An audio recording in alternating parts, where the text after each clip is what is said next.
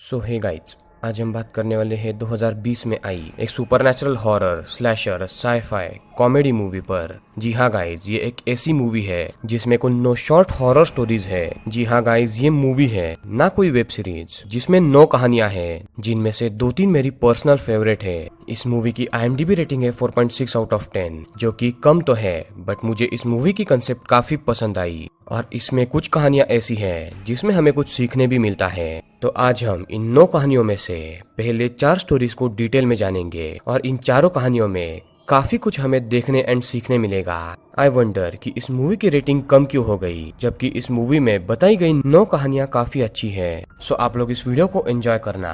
Video start करने से पहले अगर आप इस चैनल पर न्यू है तो चैनल को सब्सक्राइब करके बेल आइकन ऑल पर कर दे। ऑल्सो अगर आप चाहे तो मुझे इंस्टाग्राम पर भी फॉलो कर सकते हैं, लिंक आपको डिस्क्रिप्शन में सबसे ऊपर मिल जाएगी। तो अब बिना देर किए चलते हैं सीधा वीडियो की तरफ। मूवी के शुरुआत में हम एक बंदे को यानी कि ब्रैंडन को देख पाते हैं, जो जोकर के गेटअप में था। वो ऑडियंस के सामने कुछ स्टोरीज को नरेट करने वाला था। वो बोलता है कि उसकी एक बीवी थी जिसका नाम था फिलिपा, बट वो किसी और के साथ चली गई उसे डिवोर्स देके। देन वो अपने पहले स्टोरी पर आता है, जो एक सुपरनैचुरल हॉरर स्टोरी थी, जिस स्टोरी का नाम था द क्लींजिंग आवर। दोस्तों, द क्लींजिंग आवर एक चैनल का नेम होता है, जिसके बारे में हम इस कहानी में जानेंगे। इस स्टोरी के स्टार्ट में हम एक टीम को देख पाते हैं जो वर्ल्ड वाइड अपने चैनल पर एक्सोर्सिज्म के लाइव शोज करते थे। इस चैनल में 3 लोग थे, एक एडिटर, दूसरा होस्ट फादर लैंस एंड उनका असिस्टेंट। और आज के एक्सोर्सिज्म के लिए इन्होंने एक एक्ट्रेस हेदर को भी कास्ट किया था। यानी हमें ये पता चलता है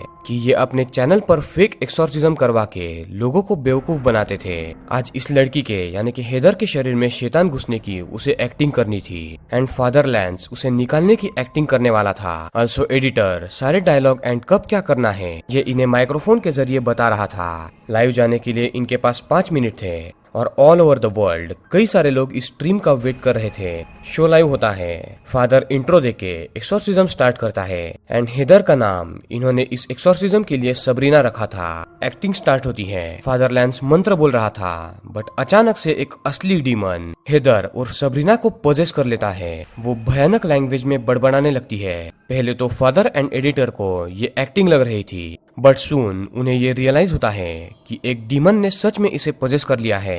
बट वो स्ट्रीम ऑफ नहीं कर सकते थे बिकॉज करोड़ों में लोग इस स्ट्रीम को देख रहे थे। फादर लैंस ने फेक ही सही बट कई बार एक्सोर्सिज्म किया था, इसलिए वो रिस्क लेके डीमन को बाहर निकालने की कोशिश करता है। वहाँ पर जो क्रॉस थे वो उल्टे पड़ जाते हैं। सारे लोग ये देखकर काफी एक्साइटेड थे। डीमन फादर पर हमला करता है एंड एडिटर एंड उसका असिस्टेंट पोजेस्ड हेदर को वहाँ से पीछे करते हैं। हड़बड़ी में कैमरास बंद हो जाते हैं एंड लाइव स्ट्रीम भी ऑफ हो चुकी थी और हेदर यहाँ पर ठीक हो जाती है और डीमन उसे छोड़ देता है। सब कुछ एकदम से नॉर्मल हो चुका था, बट ट्विस्ट यहाँ पर यह आता है कि जो करोड़ों लोग इस स्ट्रीम को लाइव देख रहे थे, वो डीमन उन सब को पोजेस कर लेता है और ये सारे के सारे लोग अपने आसपास जितने भी लोग थे उन्हें जान से मार देते हैं। एंड पहली कहानी यहाँ पर एंड होती है। इस कहानी से हम यही जान पाते हैं कि जस्ट फेम पाने के लिए हमें लोगों को बेवकूफ नहीं बनाना चाहिए। एक टाइम ऐसा आता है कि ये बात भारी पड़ जाती है, जैसा फादर लैंस के साथ हुआ।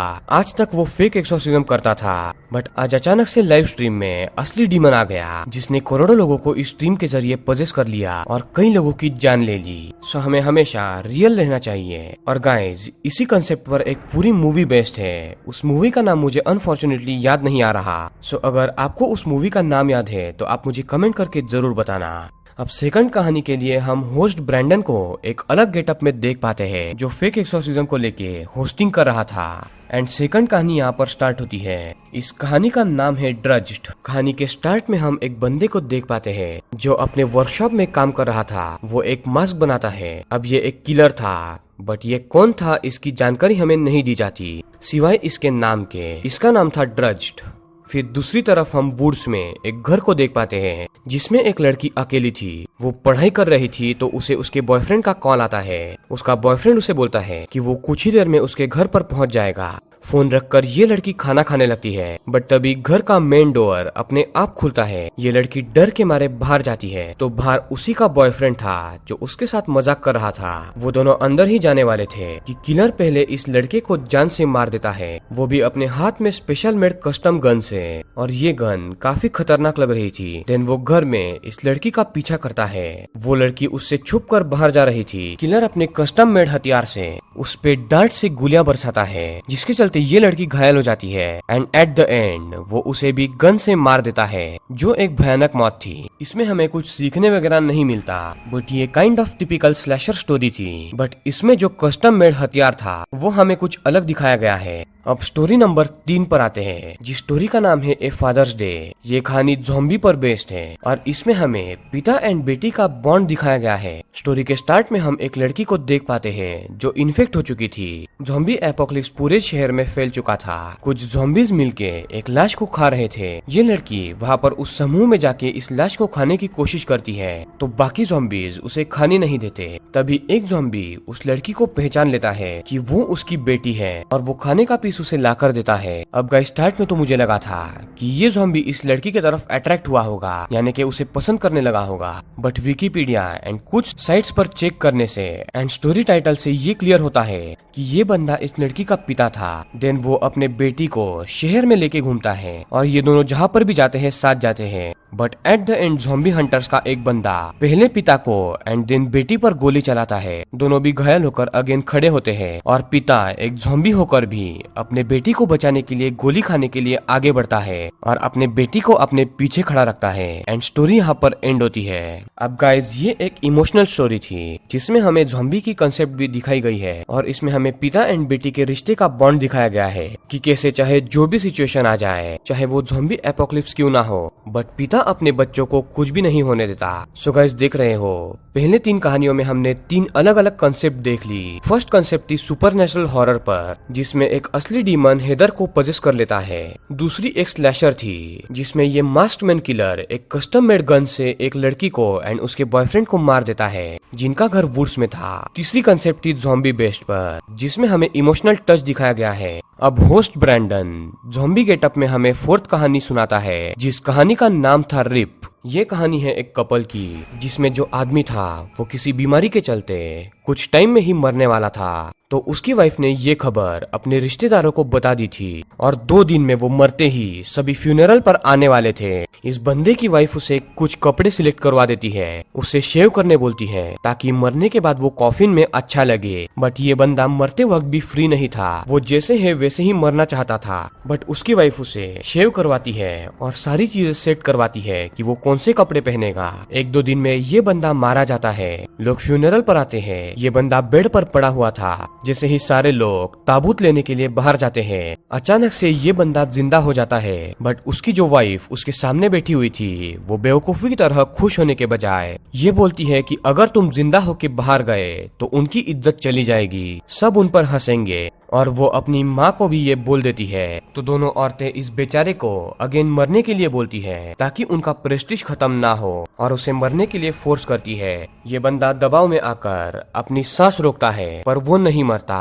देन वो नस काट के भी मरने की कोशिश करता है बट कोई भी फायदा नहीं था। दोनों औरतें कटर से एंड चाकू से इस बंदे के शरीर पर कई घाव करती है बट वो नहीं मरता। एट द एंड दोनों औरतें इस बंदे को जिंदा ही कॉफिन में बंद कर देती है और दफना देती है एंड स्टोरी यहीं पर एंड हो जाती है। अब गाइज आप लोग सोच रहे होंगे कि ये क्या बेतुकी स्टोरी है जिसमें ये बंदा मर ही नहीं रहा। बट गाइज इस स्टोरी के पीछे भी एक डीप मैसेज दिया गया है कि हमें लाइफ में कई बार निराशा मिलती है और निराशा को इस आदमी के मौत से कंपेयर किया गया है। तो हमें निराशा मिलती तो है बट वो टेम्पररी होती है। बट उस निराशा के बाद हमें कई मौके दिए जाते हैं जिससे हम आगे बढ़ पाए और वापस से सही से जिंदगी जी पाए। और निराशा से निकलने के मौके यानी कि स्टोरी में इस बंदे को मिल रहे जीने के चांस थे। और गाइज हमारी निराशा तब बढ़ती है जब कई ऐसे लोग हमें मिलते हैं जो हमें हमेशा गिरता देख खुश हो जाते हैं एंड और गिराने की हमें कोशिश करते हैं। ठीक इन 2 औरतों की तरह ये दोनों औरतें इस आदमी को जिंदा देखकर खुश नहीं बल्कि निराश हो गई थी और वो उसे मरा देखना चाहती थी ताकि उनका प्रेस्टीज और बढ़े। और एंड में वो इसे कई बार मारने की कोशिश करती है। सो इस डीप मैसेज में यही हमें दिखाया गया है कि ऊपर वाला हमें मौके देता है, हमें उसे ग्रैब करके आगे बढ़ना चाहिए, ना कि निराशा के पहाड़ में दबकर किसी बेवकूफों की बात सुन के वही बैठे रहना चाहिए। सो गाइस, ये थी asylum twisted tales of fantasy and horror movie की डिटेल एक्सप्लेनेशन। जैसा कि मैंने आपको कहा कि मूवी में कुल 9 कहानियां हैं, तो इन 4 कहानियों को आज हमने डिटेल में जाना। अब अगली वीडियो में हम बचे हुए 5 स्टोरीज को भी डीपली जानेंगे। और गाइज, आई गेस कि इस मूवी को रेटिंग शायद इसलिए कम मिली होगी बिकॉज इसमें दिखाई गई कहानियों के मैसेज बहुत कम लोग परख पाए होंगे। और सेकंड रीजन ये भी हो सकता है कि ये मूवी ज्यादा लोगों तक पहुंच नहीं पाई होगी। सो आपको क्या लगता है, आप मुझे कमेंट करके जरूर बताना। अगर आपको वीडियो अच्छी लगी है तो वीडियो को लाइक करें, चैनल को सब्सक्राइब करके बेल आइकन ऑल पर कर दें, ताकि आपको जैसे ही मैं पार्ट 2 अपलोड करता हूँ वैसे ही नोटिफिकेशन मिल जाए। एंड गाइज, मेक श्योर कि आप लोग इस वीडियो को ज्यादा से ज्यादा शेयर करें। तो दोस्तों, मिलते हैं ऐसे ही इंटरेस्टिंग पार्ट 2 वीडियो में। तब तक के लिए पीस आउट।